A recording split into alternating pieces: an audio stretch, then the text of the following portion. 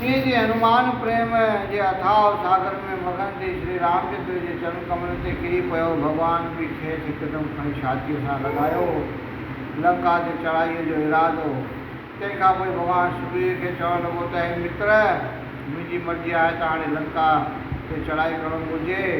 सुग्रीव इहा आज्ञा ॿुधी ॾाढो ख़ुशि थियो ऐं हिकदमि पंहिंजे सेना खे तयारु करण जी आज्ञा ॾिनाई। बांदरनि ऐं ऋषियुनि जूं बेशुमार टोलियूं जिन जो हथो मथो कोन हो ते शेरनि जहिड़ी भयानक गर्जना कंदियूं किरकट शब्द ॿोलींदियूं हथनि में वणनि ऐं पर्वतनि जा टुकर खणंदियूं समुंड जे किनारे ॾांहुं ॾखण दिशा ॾांहुं रवाना थियूं। भॼन ऋषियुनि भोरनि बांदरनि जो गोड़ ऐं घमसान थियो। ॿी चोतरफ़ चिंगार थी, हर को ॾिसी हैरान थियो।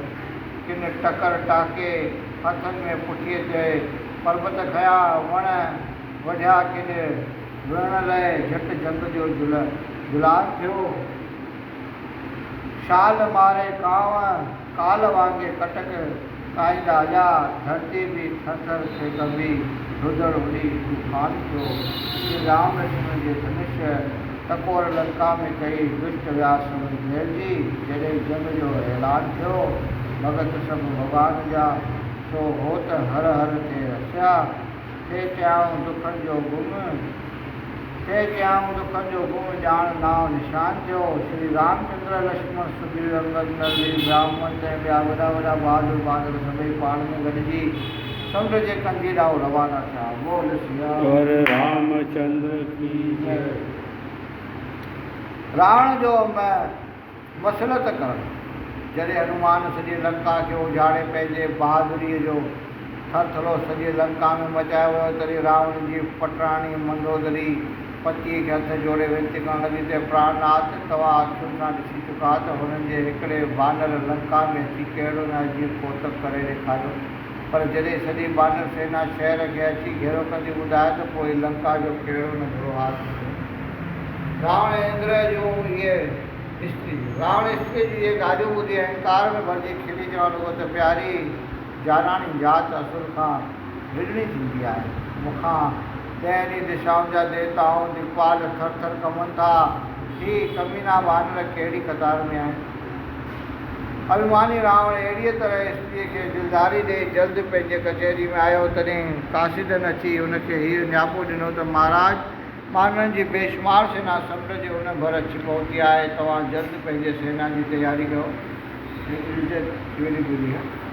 इहा भयंकर ख़बर ॿुधी रावण सभिनी मंत्रियुनि ऐं भाउरनि खे सॾाए चयो त वीर पुरुषो, ॿुधायो त हाणे छा करणु घुरिजे। मंत्री चयो त कृपालू, जॾहिं तव्हां खां देवताऊं बि थर थर कमनि था, तॾहिं हीअ बानर कहिड़ी कतार में आहिनि। कुंभकर्ण खमोशी वारे खिली चवणु लॻो त मां जहिड़ो बलवान हिन संसार में हूंदो किथे। खबर रामचंद्र की। मुंहिंजो खौफनाक स्वरूप ॾिसी सभई बानर ईअं नष्ट थी वेंदा जीअं ॾीए ते पतंग दिली बसम थी वेंदा आहिनि। हे कृपानाथ, मूंखे आज्ञा ॾियो त मां सॼी पृथ्वीअ ते हलंदड़ मनुष्यनि ऐं बानरनि मां हिक खे बि न छॾियां। अहिड़ी तरह हर को बलवान दैत पंहिंजे बल जी साराह करणु लॻो। जॾहिं सभिनीनि खां सलाह पुछी रहियो, तॾहिं भगत भविष्ण जे मुंहुं करे चवणु लॻो त तूं छो चपनि खे चूनो लाइ वेठो आहीं।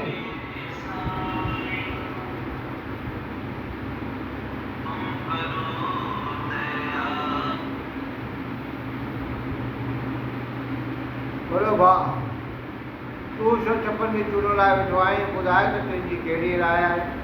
भविष्ण चयो त रावण वॾो भाउ पिता समान थींदो आहे। जेकॾहिं तव्हां मूंखां सलाह पुछी आहे त मूंखे बि ॿुधाइणु घुरिज आहे।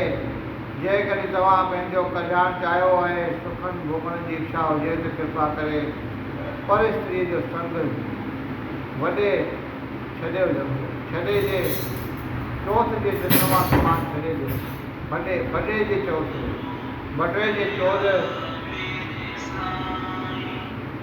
जे चौथ चंद्रमा समान छॾे ॾियो। प्राणनि रख जी ज़हरीली छुरी अथव। ॾिसो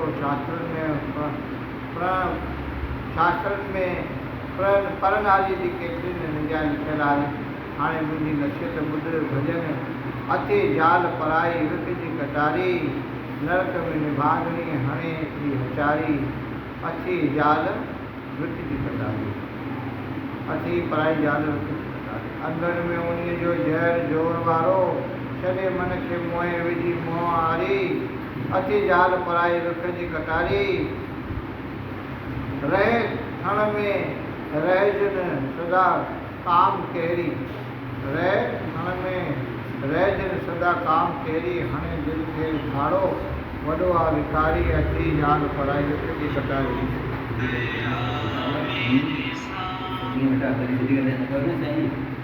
हलो लंगड़ो छुटे कीन हरगिज सवे साध मोए भगत संत बारी अची जाल पराई विख जी कटारी बछे अख जी बछड़ी कछे कान जंहिंते करे फोट घायल विझी पेर प्यारी अथी जाल पराई विख जी कटारी माकुड़ा माकुड़ियूं ॼणे हींअर पुटड़ा वधे वल जगत में विरह जी भारी अथी जाल पराई विख जी कटारी वासिंग को वधारे हणे फूक फणा सा फूक फण सा फासिज कीन फंदे में हेमा कर होशियारी अथी जाल पराई विख जी कटारी। हे मुंहिंजा भाउ काम क्रोध मोह अहंकार इहे सभु नरक ॾे ॾींदड़ रस्ता आहिनि। मुंहिंजी मर्ज़ी आहे त हिननि सभिनी विकारनि जो त्याग करे तव्हां श्री रघुनाथ जी जे चरण कमल जी शेवा करियो त जंहिं करे हिकदमि परम गति पायो।